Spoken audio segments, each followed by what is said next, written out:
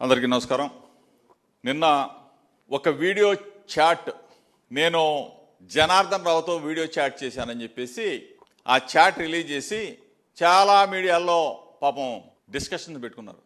రాష్ట్ర ప్రజలందరికీ కూడా తెలియజెప్పాలనే ఉద్దేశంతో నా ఫోన్ ఎప్పుడైనా ఎక్కడైనా ఏ పరిస్థితుల్లో అయినా నేను జనార్దన్ రావుతో చాట్ చేశానని చెప్పేసి నిరూపిస్తే ఏ శిక్షకైనా సిద్ధంగా ఉన్నాడు ఈ జోగి రమేష్ అని చెప్పేసి మీ ద్వారా రాష్ట్ర ప్రజలందరికీ కూడా తెలియజేస్తూ నేను 2 రోజుల క్రితం మీడియాతో మాట్లాడా. నంబర్ 1, సత్యశోధన పరీక్షకి లై డిటెక్టర్ టెస్ట్కి నేను రెడీగా ఉన్నా.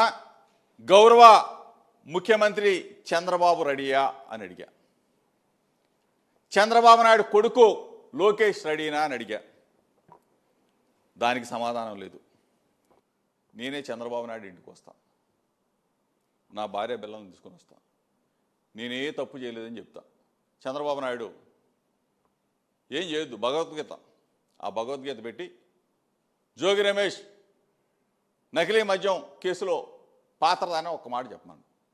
ఏ శిక్షకైనా జోగి రమేష్ సిద్ధంగా ఉన్నాడు అని చెప్పేసి ఆ రోజు చెప్పా, ఈరోజు చెప్తా ఉన్నా. ఎంత దిగజారిపోయాడు ఈ చంద్రబాబు నాయుడు.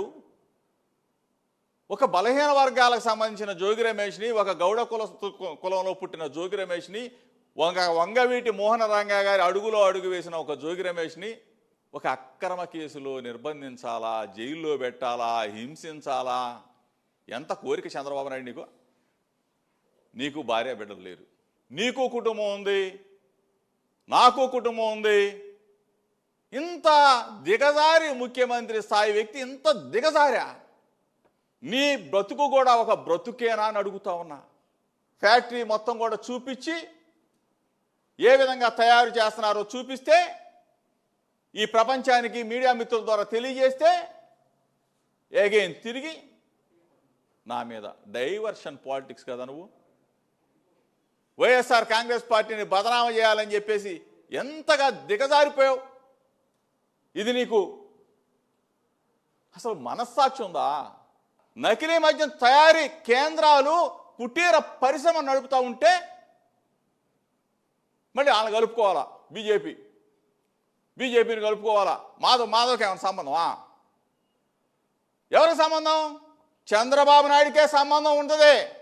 తెలుగుదేశం పార్టీ క్లియర్గా కనపట్లేదా?